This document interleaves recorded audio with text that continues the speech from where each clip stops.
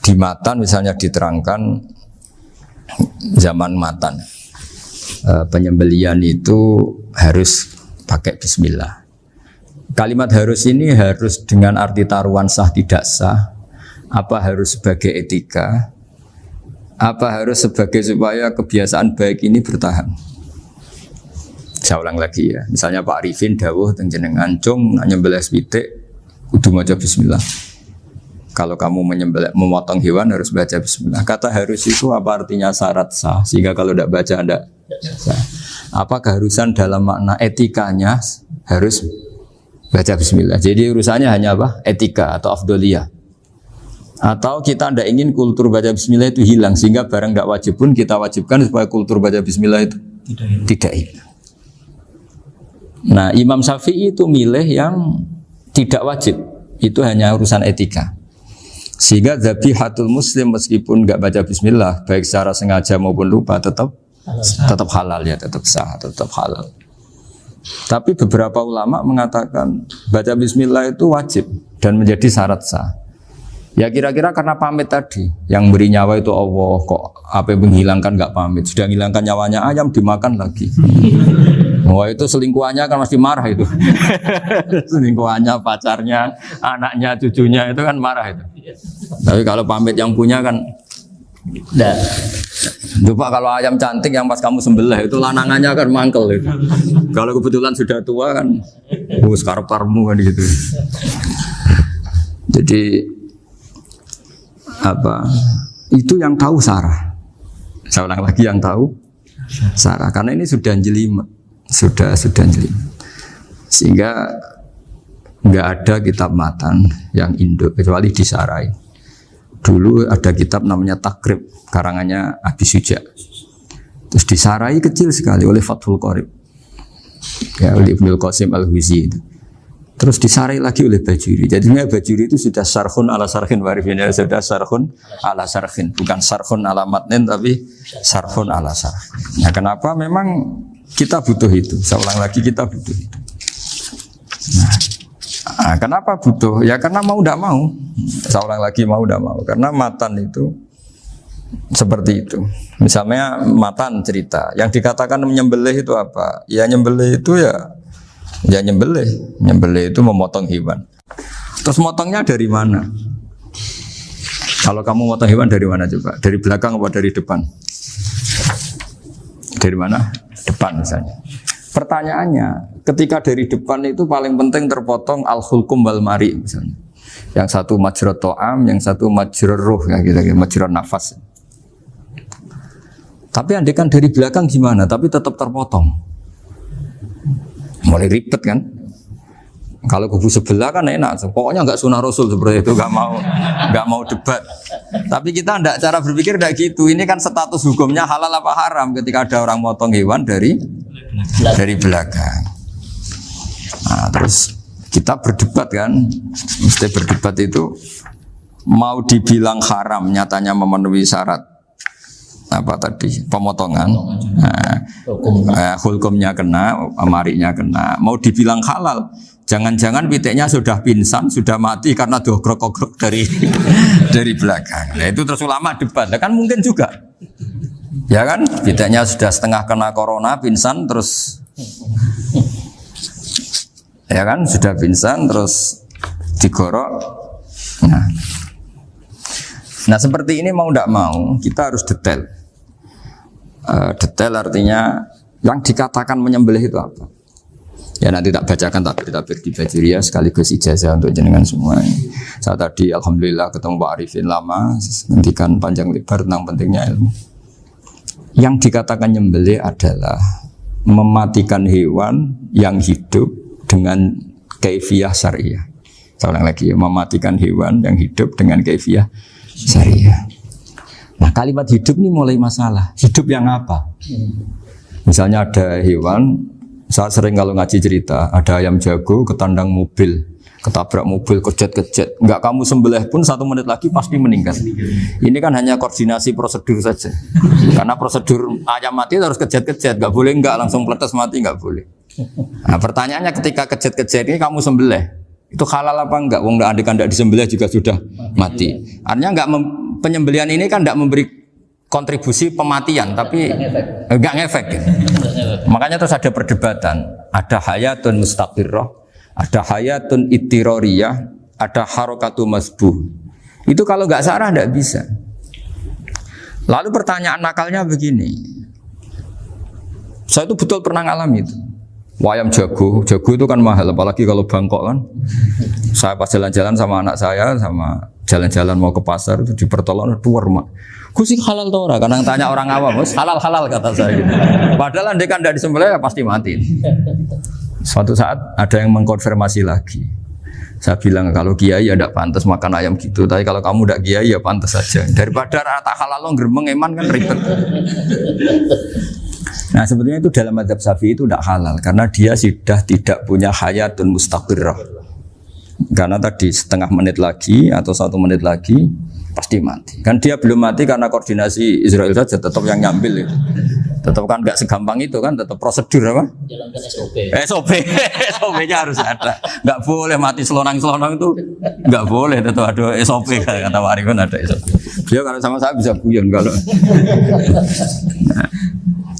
Nah, tapi misalnya nanti pertanyaan, tapi dalam mazhab Maliki itu diabaikan, hayat mustaqirrah, hayat ittiroriyah, hayat itu diabaikan. Cara berpikir Imam Malik lebih matematis. Kalau nggak disembelih itu matinya berapa menit? 1 menit lagi. Gara-gara disembelih dia mati sekarang. Berarti eksekutornya ya peso itu. Ya berarti peso itu memenuhi kriteria mematikan sesuatu yang masih hidup, hewan yang hidup dengan cara syar'i. Jadi andai kan ada rapat malaikat, matinya karena apa coba? Karena peso apa karena kecelakaan? Karena peso. Ya kan? Karena kalau nggak tanpa peso nunggu 1 menit, gara-gara disembelih langsung terjadi sekarang. Nah karena hukum halal ini yang menarik dan menguntungkan. Di bab ini orang jadi Malikiyah semua. Mana maksud saya? Jadi kita ini sebetulnya Syafi'i pecundang gitu. Syafi'i partai politik. Jadi kalau sedang tidak menguntungkan ya kata siapa kita Syafi'i banget? Tidak juga itu.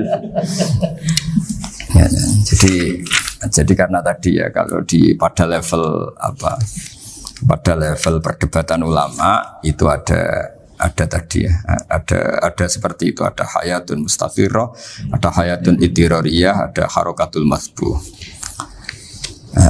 Jadi tak baca ya supaya dapat barokahnya ulama ya. Jadi tak baca taksinya ini di halaman, terus kitab ini saya tinggal sebagai amal saya, keluarga saya, sebagai penghormatan saya sama Habib Ali, Habib Qures, Habib Hussein semuanya, Pak Arifin dan Bismillahirrahmanirrahim. Wa'alam, ini halaman 562, ikutnya bab kita buah kami Sayyidi wa Dzabai. Ya, jadi nanti yang mungkin kalau beda halaman cari di babnya kalau beda halaman cari di babnya. Karena kadang beda halaman Arifnya. Kalau cetakan sekarang enggak. Beda. Iya, kadang beda juz pun. Kayak Ikhya sekarang tuh sampai 6 juz. Zaman kita ngaji kan 4 ya. Sekarang ada yang 6, ada yang ribet cetakan sekarang ya. Di atas ada 10. Satu Ikhya itu. Hurufnya dibesarin. Ikhya biasa. Iya, ada yang sama. Karena ngerti zaman akhir paling sudah agak buta huruf. Saya tuh dulu punya guru terakhum sudah sepuh. Itu baca gini nggak bisa, Pak. Jadi kalau di kelas harus dituliskan pakai spidol. Mulang Minhajul Abidin. Sudah sepuh sekali. Kalau ngajar itu nggak bisa jalan, udah pakai becak. Itu yang nulis agak kurang ajar. Nulis CDE binti pebar. Jadi kadang itu itu. Beliau masih semangat, tulisannya habis. Loh kok sentek jeng. Terus ya wes. Jadi nulisnya di HVS baru dulu. Udah cepat selesai. Iya. Nah kalau beliau pakai kitab sudah enggak berso itu. Anak-anak wah nulis sidik benang ber. Ribet. Saya ulang lagi ya. Jadi yang mau saya baca tadi itu logika fikih ya. Fikih itu berpikir ya. Di mana-mana namanya menyembelih itu dari hidup dimatikan dengan kaifiyah syariah. Kaifiyah syariah ini tidak boleh kamu nyontohkan harus disembelih, keliru juga. Karena untuk hewan yang berat atau hewan liar cukup dipanah asal ma'an harodama yang bisa ngalirkan apa? Darah. Jadi makanya saya umumkan bikefiatin syariah Pak Arifinnya kan tidak harus motong kan bentuknya. Kalau hewan liar kan atau sapi kurban liar kan, sapi kurban ucul liar kan boleh dipanah, boleh macam-macam. Nah kalau tembak bisa diperdebatkan karena ada unsur api Pak Arifin. Jadi bisa debat. Meskipun ada yang bilang boleh tapi bisa debat lagi kan? Karena ada unsur apa? Api Pak Arifin. Iya. Tapi ini saya cerita umumnya bikefiatin syariah. Nah, karena kalimat hewan hidup, ada kalimat hidup. Hidup yang apa kan pertanyaannya? Hidup yang sudah kejet-kejet, misalnya sudah koma, sudah kena corona, disentak istrinya, itu. Apalagi ayamnya menyaksikan pasangannya diselingkuhi, wah itu sudah stroke itu dia. Itu. Nah itu. Makanya kalau orang suka macam-macam itu kayak ayam makanya itu. Saya baca ya. Bismillahirrahmanirrahim. Wa'lam annahu yujadu fi ibaratihim hayatun mustaqirrah, hayatun mustamirrah, harakatu mazbuh. Wa yuqalu aisyu mazbuhin. Wal farqu bainaha annal hayata al mustaqirrah yakunu ma'aha ibsarun bi ikhtiyarin wa nutqun bi ikhtiyarin wa harakatun ikhtiyariyah.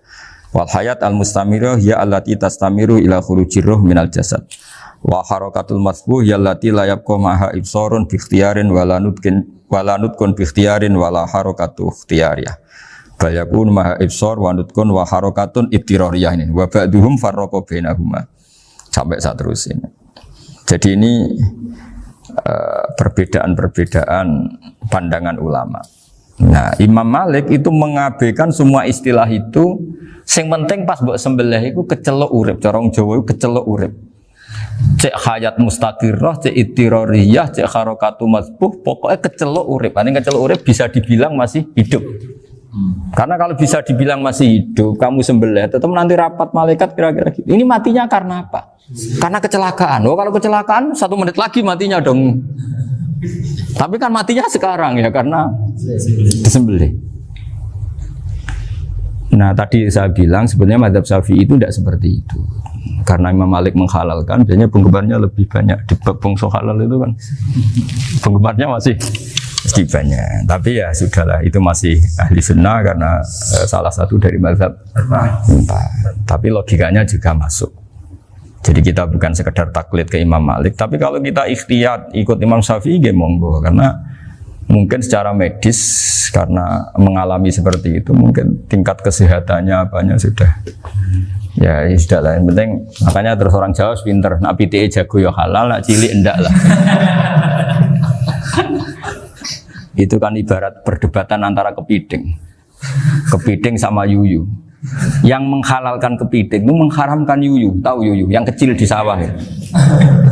Tak tanya, kenapa yuyu halal? Karena amfibi Gus, bisa hidup di dua alam. Memangnya kepiting enggak? Oh beda. Ternyata beda maksudnya. Eman Gus kalau haram. Eman kan kalau yuyu haram kan enggak ngefek kan? Kecil. Ini mufti kok. Oh, udah kadang halal. Udah kadang makan selama ini. Iya, selama ini udah kadang makan itu. Makanya banyak kiai yang mengharamkan kepiting sebetulnya, tapi minoritas kan? Minoritas. Tapi yang mengharamkan yuyu mayoritas, wong kecil aja. Jadi kita ribet ikut siapa? Gitu. Kata siapa? Ahli fikih gak mikir untung rugi. Makanya saya ini bingung, jadi saya ini kan kiai ya, kiai betul. Susah kadang jadi kiai. Sebagian guru saya itu mengharamkan kepiting.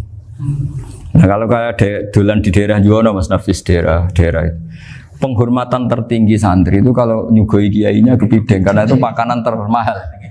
Bingung kan dia? Mau tidak makan itu kayaknya dipersiapkan betul Pak Rifan. Udah ada effort ya. Warna nyari yang mahal kan. Mau makan itu sebagian guru kita mengharamkan.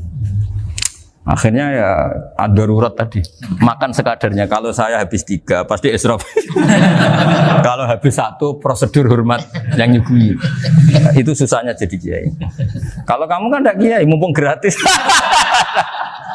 Enaknya gak jadi kiai kan itu Mas. Pertimbangannya mumpung gratis. Sudah gitu masih mun dibutuh mawon, makai dibutuh mawon. Oh digawa tenan. Tapi sebetulnya ada sisi naif dari yang bilang halal tadi. Ketika yang bilang hal naif itu versinya, tapi ya nggak apa-apa, semoga dimaafkan Allah. Naifnya tadi, tapi saya tidak tapi itu masalah khilafiyah ya. Semoga yang mengatakan halal juga benar, karena punya perhitungan iman tadi. Tapi yang bilang halal itu tak tanya, Yuyu itu halal apa haram? Lucunya jawab haram semua. Yuyu bahasa Indonesia nggak ada kayaknya. Tidak tahu juga saya apa. Yang penting paham tapi Yuyu yang kecil itu. Itu kalau diharamkan nggak ada yang protes ya? Nggak ada. Tapi kalau kepiting, ini pakai model apa? Coba Pak Wafa. Kalau alasannya amfibi, Yuyu sama kepiting sama enggak? Kalau alasannya amfibi, hidup di dua alam. Sama-sama. Sama-sama. Kenapa kepiting jadi halal? Besar, lebih bernilai. Ini juga mufti model baru. Mungkin umumnya menghalalkan itu. Iya makanya. Kan jadi kayak tadi ayam jago tadi orangnya tak tanya akhirnya. Andekan yang kecelakaan tuh ayam kecil. Kamu tanya saya enggak? Ya enggak, aku langsung tak buang. Kan langsung dibuang. Berhubung ayam besar. Eman kan. Tapi nurani aja sebetulnya protes. Nyembelih wis kleket-kleket terus.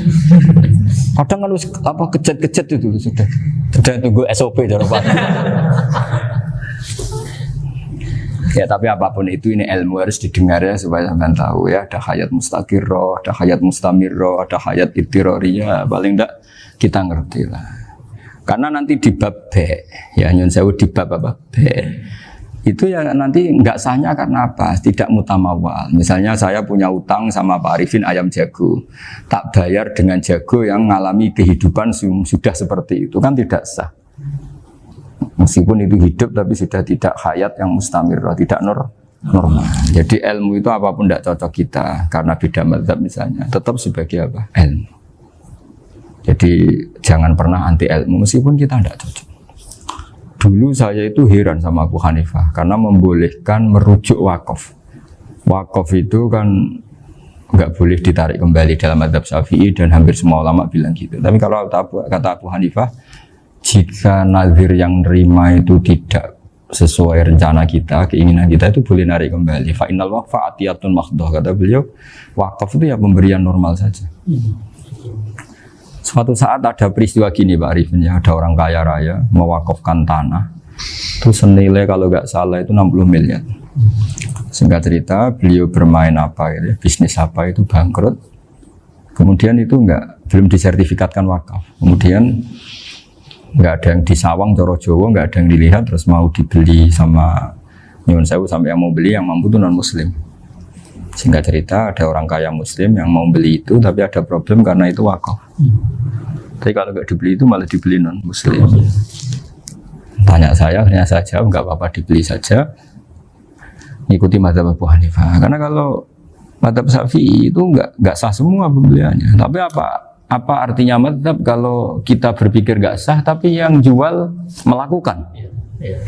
Nah itu yang nggak dipikirkan oleh orang-orang fikih yang di Menara Gading. Apa gunanya kita bilang nggak sah, tapi yang punya tanah tadi tetap menjual karena tidak mengindahkan hukum itu, mau apa?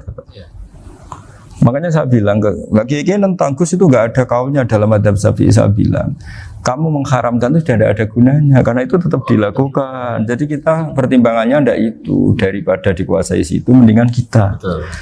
Nah itu sisi-sisi fikih. Makanya ini kita ngaji fikih tidak segampang itu memberi fatwa karena pertimbangannya banyak Pak.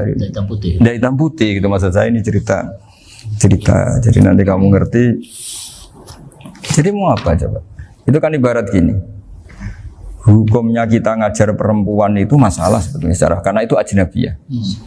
Tapi fikih mentoleransi li ajli ta'lim karena untuk belajar enggak apa-apa. Kalau sudah jadi fakta itu ribet. Dia maunya belajar sama kamu dan sekali kamu tidak mau belajar ke yang lain yang potensi menyesatkan. Jadi fikihnya bukan masalah nazar lagi, sudah penyelamatan. Ribet kan kalau sudah begitu. Saya punya kenangan yang menurut saya itu harus jadi trauma. Siapapun harus jadi trauma. Ini cerita sedikit. Ini masih ngaji fikih pertimbangan. Ada orang itu sangat khusyuk Pak. Sangat khusyuknya di rumahnya Pak Wafa itu nggak ada TV, nggak ada motor, nggak ada apa saja. Ketika anaknya berkembang agak dewasa, itu pertama naik motor, itu ya utang jasa sama kawan-kawannya. Pertama dia ngelihat nikmati TV ya dari kawan-kawannya. Corong Jawa mbek tanggane lah. Padahal orang tuanya ini protektif justru karena banyak tanggane sing ndak pati Islami lah. Ya mereka orang Islam tapi ya enggak sholat, enggak apa. Singkat cerita orang tuanya ini datang ke rumah sana nangis. Nangis Gus, sekarang saya ikrar bahwa mazhab Abah jenengan Kiai Nur Salim, bapak saya itu mazhab jenengan itu lebih hebat timbang mazhab kula. Nangis deh. Dulu saya itu agak menyalahkan Kiai Nur Salim jenengan karena longgar di rumah ada TV, ada motor. Terus dia cerita. Nah karena anaknya ini pertama bisa naik motor, untuk anak ABG ini kan jasa yang luar biasa. Karena dia butuh sekali bisa naik motor, dipinjemin. Akhirnya walhasil anaknya ini yang saya merantau ke Jakarta kemana, akhirnya lam yusolli wa lam yasum. Padahal anaknya ya kiai kampung. Terus tak ceritain. Akhirnya dia tanya, kenapa sih Gus jenengan sama Abah kok longgar gitu sama anak? Tak ceritain gini Pak Arifin. Menurut ilmu al-insan abdul ihsan, manusia itu budaknya kebaikan. Karena utang jasanya sama anak ini, ya dia akan ingat anak ini. Sementara kenangannya mbek jenengan mbok amui. Tidak boleh. Dia baru ngakui ya Gus saya itu nyun sewu hanya khusyuk tapi kurang ilmu. Tadi dia hanya berdasar khusyuk. Bocah kok main delok TV kan pikirannya hanya gitu. Ini cerita ilmu, saya bukan menjustifikasi mana pun, ini kan cerita ilmu Pak Arifin ya. Jadi semuanya itu ada hitung-hitungannya. Coba kalau kita terlalu stakung be anak pertama naik motor jasanya orang nggak sholat ya, pertama roh TV jasanya orang nggak sholat. Coba terikatnya anak ini sama kita apa sama orang itu? Sama orang itu. Bayangkan kalau umur ABG, kalau umur sak pari pun Pak Wafa ini nafsu astagfirullah kan. Gue coba tua nome orang. Gaya tok, bareng tua udah khusus gue gaya tok. Aslinya namanya bodoh. Ya saya sama semua. Cuma saya kan lebih jujur dari biasa. Jadi orang itu harus ngitung gitu. Itu kenapa Mbah Mun tuh kayak alim alama. Setahu saya dalamnya ada TV. Putra-putra ini lihat TV. Meskipun kita tidak mungkiri negatifnya TV, kita nggak mungkiri Pak Arifin ya. Tapi tadi ketika anak-anak ABG itu pertama lihat TV jasanya tombol nih. Kalau kebetulan tanggane wong soleh nggak masalah ya. Kalau enggak, itu nangis ke rumah saya itu. Nyesel dia. Tapi saya bilang gini, ini jenengan tiang soleh, mesti anak jenengan suatu saat kembali. Coba pola jenengan harus rubah. Ini hebatnya Nabi. Ketika Sayyidah Aisyah masih kecil, minta diperlihatkan Li'bul Habasyah. Itu ya diturutin kan Wasyir itu. Kayak apa Nabi? Karena kalau nggak diturutin, pasti Sayyidah Aisyah akan ngidolakan mainan yang lain yang di luaran sana malah. Itu karena Nabi punya kearifan tadi. Jadi ini kan ilmu, lagi-lagi ilmu. Jadi yang semua itu harus dibaca dengan ilmu. Makanya kata Nabi, ad-dunya mal'unatun mal'unun fiha illa dzikrawah wa ma'alahu aw aliman aw muta'alliman. Karena dunia ini hanya bisa dibaca dengan ilmu. Yang diridai Allah maksudnya hanya bisa saya itu banyak kenal menteri, kenal pejabat. Tapi saya tidak pernah melihat itu sebagai pejabat. Melihatnya itu orang yang ingin belajar agama. Karena sekali salah melihat, yang hidup itu tamaknya Pak Arifin. Yang hidup kan tamaknya. Saya kenal orang kaya kok melihat kayanya, yang hidup itu tamaknya. Ingin dapat ini, dapat. Tapi kalau melihat itu sebagai hamba Allah yang ingin belajar, insya Allah kita selamat dari tamak. Meskipun kita ya manusia tidak sempurna. Setidaknya ketika dia lomo atau tidak lomo, nyalami template apa tidak ngefek karena kita melihat ini mau belajar. Tapi kalau kamu didorong tamak, katanya orang kaya ternyata nggak tahu haknya kiai, ribet kan? Ribet. Ya kalau kamu punya santri cantik ya lihat itu sebagai santri kamu. Jangan melihat ini mau nggak sama saya, kalau enggak ya wah ya ribet kalau gitu. Ini anak-anak muda harus dilatih ikhlas, baru bahaya ini santri-santri sampean kalau nggak dilatih ikhlas ini bahaya. Karena ini belum punya penggemar pejabat, paling ya anak-anak yang ya tadi ABG. Jadi lah Sarah kembali lagi Sarah itu membicarakan itu detail. Jadi ya makanya kenapa orang mati yang lahir langsung meninggal itu nggak wajib disolati. Ya, alasannya fikih ya lucu karena dikatakan sholat mayit di mana-mana mayit itu sabakohu hayatun. Di mana-mana namanya mati itu terdahului oleh hidup. Nah ini nggak pernah hidup langsung mati. Jadi fikih itu kadang lucu. Ya gitu aja alasannya. Kamu nyolati apa? Mayit. Kenapa kok mayit? Jadi mayit itu namanya mayit Orang mati. Orang mati artinya pernah Hidup. hidup. Lah itu sarah. Jadi ketika matan hanya cerita wasiktu alladzi lam yastahila, enggak pernah nangis, gawe lam yusalla alaih. Sarah bilang mergo ora tahu urip. Kalau enggak pernah hidup berarti enggak bisa dikatakan mati. Kayak sampean miskin itu kan enggak bisa dikatakan bangkrut. Ya ya miskin aja gitu loh. Kan gitu ya. Karena nggak pernah kaya. Enggak udah kaya. Kayak Mas Nafis nggak bisa dikatakan, oh itu Qurannya lupa gimana? Nggak pernah hafal kalau. Jadi yang dikatakan lupa itu pernah hafal. Nggak lupa nggak apa, Gus Qurannya lupa, gaya nggak pernah hafal kok bilang apa? Lupa gitu. Nggak boleh Pak Wafa bilang saya ini bangkrut apa? Nggak pernah kaya kok bangkrut. Jadi semua itu ada aturannya itu. Nah itu sarah, lagi-lagi sarah. Jadi kita kan banyak yang syarhun ala syarhin. Jadi kayak kitab takrib itu disarai Fathul Qorib. Jadi Fathul Qorib itu sudah sarah. Disarai lagi Bajuri. Nah, itu termasuk cerita itu ya. Cerita-cerita. Bismillahirrahmanirrahim. Ya, wa yakunu qad dzukira daf'atan wahidatan la fi daf'ataini. Islam tujad al hayat al mustaqira inda daf'atis saniyah. Amma idza wujidat al hayat al mustaqira daf'as saniyah fayakhilu al masbuhu aidan. Fasartu wujudul hayat al mustaqira fi ibtida'il wati akhir marrah. Wa makharu dzalika inda tulil fasli wa illa fala rafa'a sikina wa ada fawran aw alqaha liqaniya kalatan wa akhadha ghairuha fawran aw saqatat minhu wa akhadha ghairu halan aw qallaba wa qata'a biyama bagi hal al masbuh. Jadi ini masalah sarah. Sarah itu sudah detail. Misalnya gini, kamu motong ayam. Motong ayam harus sekaligus shred jadi. Jangan sampai nyuwun sewu 2 kali. Jangan-jangan misalnya gini, ayam tak potong pas ke kiri separuh. Ya, ke kiri separuh apa hulkumnya. Pak Arifin datang, Assalamualaikum Gus Pak, waalaikumsalam, terus santai jagungan dulu. Jagungan sampai besoknya itu enggak meneruskan. Bareng-bareng malah salam, ingat lagi loh ayam saya ini. Ketika saya meneruskan ini, potensi ayam ini sudah mati atau sudah hidup yang ini masih mazhab Syafi'i loh ya. Atau sudah hidup yang sudah tidak normal. Artinya apa? Penyembelian kedua yang mengeksekusi tadi sebenarnya mengeksekusi barang mati. Yang penyembelian pertama tidak bisa dikatakan penyembelian karena tidak sampai mati. Penyembelian kedua berstatus setengah mati. Nah, kalau seperti itu maka haram. Nah, kecuali itu dilakukan secara fauron. Fauron dicontohkan nyembelih ternyata pesunya kedul terus ngambil yang lain, tapi fauron langsung atau terjatuh ngambil langsung. Ya, itu boleh karena ditoleransi. Tapi kalau kalam ajnabi kata tadi omongan Pak Arifin. Seperti Pak Arifin sih, alhamdulillah sih. Jaminan mau rawuh. Cari ayamnya asem mana? Ini harus sebar. Ini orang ngawur betul. Jadi, lah itu sarah. Bicara sampai detail itu sarah. Jadi ada sekian kemungkinan. Jadi ya, jadi termasuk yang diandaikan apa? Nah, hayat mustaqirah itu batasnya yakunu maha ibsorun bi ikhtiarin wa nutqun bi ikhtiarin wa harakatun ikhtiyariyah. Hayat mustaqirah itu kalau dia betok-betok itu ya karena karepnya. Maksudnya gini, gamane cara roh pitik wedok engkek yo cek karepe dhewe. Cara dia melihat peso itu karepe ya masih lari.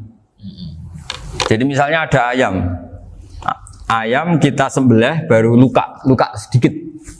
Belum sampai andaikan dibiarin ya mungkin suatu saat sembuh, luka. Terus melihat kamu lari ketakutan karena kamu dianggap gladiator, killer lah. Nah itu berarti punya hayat mustaqirah. Tapi sudah kalau kamu sembelih karek ngeriwit, roh kowe serawedi, ya kan? Mau demo ya sudah enggak berkutik, ya dia berarti tidak punya hayat mustaqirah. Gitu. Ya batasannya itu Joro. Nah. Dalam mazhab Syafi'i, syarat sahnya penyembelihan harus hewan itu punya hayat mustaqirah. Nah ini sarah ya, jadi sarah itu lebih jelimet. Nah makanya kenapa tidak boleh nyembelih pakai yang tumpul Mas Nafis? Takutnya ayamnya itu ngalami dohtoh, dohtoh kok ditekek. Misalnya sama nyembelih pakai peso tumpul, ini kini ketekek, takut. Kan dia misalnya ayamnya jantungan, roh peso wis setruk kan, udah gitu ketekek. Nah itu mati dulu pasti itu. Siksa. Jadi pas diongok-ongok ini sudah mati. Jadi nanti kalau di akhirat, sebetulnya saya sudah mati loh, ngawur. Wah, apalagi nganggo keris naga sasra. Wah, itu sudah gereng sakti kan diginikin tok sudah mati kan? Makanya bahaya nyembelih pakai keris-keris sakti karena sebelum terpotong sudah mati saking saktinya apa? Keris itu misalnya gitu. Baru nempel. Makanya nanti suatu saat ada pertanyaan ini, boleh enggak nyembelih ayam orang yang rainya itu sangat? Wah, itu haram. Kena. Oh, itu mesti mati dulu.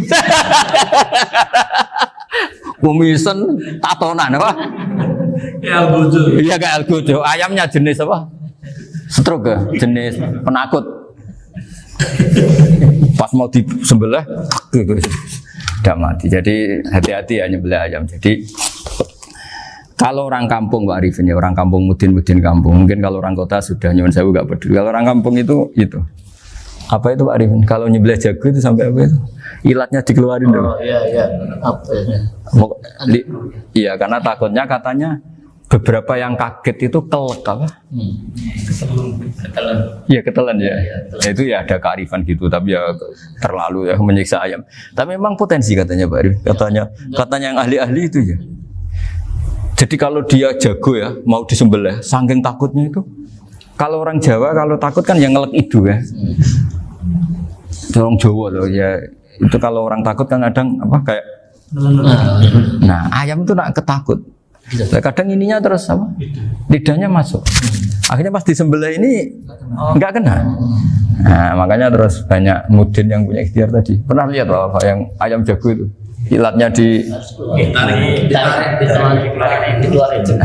Ya itu ya tidak wajib cuma tidak bisa kita salahkan. Tapi kata penyembelih yang ini tak tanya eksekutor yang lain, pokoknya rodok dipenek Gus. Iku seraiso. Saya belum pernah nyembelih ayam karena ini kan selain nggak profesi saya juga nggak mentolonan saya. Tapi ini beberapa kefiah yang penting kita tahu ilmunya. Yang paling pokok itu qatul khulqum wal mari. Ya kira-kira dalan sing dienggo nafas sama dienggo makanan tadi.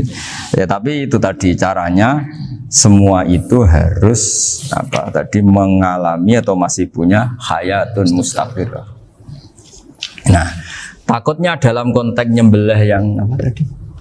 Saya bilang separuh tadi. Itu jamnya normal enggak itu sudah jam 11 ya? 10. Oh, jam mati almarhum itu. Itu enggak halal disembelih itu sudah maitah ya. 13, 10, 14 kan. Iya. Ya makanya saya bingung ya jam. Ya jadi itu Pak Wafa ya pentingnya sarah itu seperti itu. Matan itu kan asal nyembelih saja. Tapi di sarah diterangkan jangan hanya nyembelih, yang disembelih harus ada hayatun mustaqirah karena dikatakan penyembelihan adalah menghilangkan nyawa dengan cara yang syar'i. Nah, kalau nyawanya saja sudah hilang bukan nyembelih gitu. Nah, potensi itu ada ketika jago kamu sembelih pakai yang tumpul. Ini ada dokhtoh. Loh, hewan itu juga kayak manusia loh karena punya hati. Ketika takut bisa saja mati. Nah, takutnya ulama kan ini ngalami dokhtoh. Kayak orang ditekek kan mati kan. Ditekek kaget. Contoh gampang gini. Orang ditekek perempuan kemungkinan mati itu kecil. Karena murni hanya ngalami pernafasan. Tapi nak ditekek wong gagah tatonan kan terus dua reaksi tubuh. Takut sama gak bisa bernafas. Itu kan lebih cepat apa? Mati. Kira-kira kan gitu. Lah ini sudah takut dongok-dongok itu kan nyiksa. Saya sering ketemu orang yang ahli nyari ular, nyari apa. Itu ya gitu. Filosofinya sama seperti orang perang. Harus bikin takut. Iku kewan Gus nak disewentak, iku telelekan, jadi telelekan iku apa Pak Anda bicara bahasa Batawi ini? Orang kaget terus terpaku itu. Teorinya Khalid bin Walid kan gitu. Kalau perang supaya musuh takut. Kamu tahu saya, kami siapa? Gertak gitu. Ayat ji'na biqaumin yuhibbunal mauta kama tuhibbunal hayat. Kita ini bawa pasukan yang mereka mencintai mati kayak kalian mencintai hidup. Pasukan kami ini wah darwis, berani modar ya wis gitu. Kira-kira gitu kalau bahasa Jawa itu. Berani mati. Akhirnya musuhnya kan nah, di antara syaratnya perang kan gitu, harus bikin musuh itu takut, gemeter. Nah telelekan itu gampang gitu. Telelekan itu pokoknya tadi loh Arifin, kepaku tadi. Nah, agak berkutik. Paham ya? Nah jangan-jangan ayam yang kita sembelih mau wis wedi diongo-ongo mati duluan gitu. Nah makanya terus kata musannaf kalau bisa itu wa yakunu madzukira bidafatin wahidah. Kalau itu usahakan sekali jadi. Tapi itu bukan berarti syarat sahnya harus sekali jadi. Kira-kira karena tadi gak kebayang kan kalau baru separuh tak Assalamualaikum Gus Pak, waalaikumsalam Pak Arifin, sebudi kabarin. Baru itu terus ingat, diteruskan lagi. Kemungkinan ini sudah mati apa? Nah makanya ya tapi lagi-lagi ini sarah ya tak baca Bismillahirrahmanirrahim wa yakunu qad umadzukira daf'atan wahidatan la fi daf'ataini fa innahu yahrumul masbuh hina idin. Kalau 2 kali, tapi 2 kali maksudnya yang 1 kali ini mengakibatkan kematian. Dikatakan penyembelian belum sempurna, dikatakan hidup toh nanti pasti mati, berarti tidak mengalami hayatun mustaqirah. Paham ya? Jadi ini semoga dapat barokah dari para ulama. Jadi saya mohon nanti Pak Wafa, Pak Muntaha, teman-teman jangan hanya baca matan ya, pada level alim itu harus baca syarah karena matan itu nyun sewu tidak cukup untuk menjawab sekian kemungkinan. Nah syarah itu sonok fardul masalah. Ya Pak Arifin ya mengandekan masalah meskipun belum terjadi ya pengandaian sehingga nanti kalau terjadi kalau militer itu apa? A, B ya? Alternatif gimana? Kalau strategi itu kan ada sekian A, B, C. Kalau A gagal B sudah siap militer. Jadi kalau masuk surga pintu 1 nggak bisa itu kedua lewat teras Gus. ini sembrono. Pergi Al-Fatihah.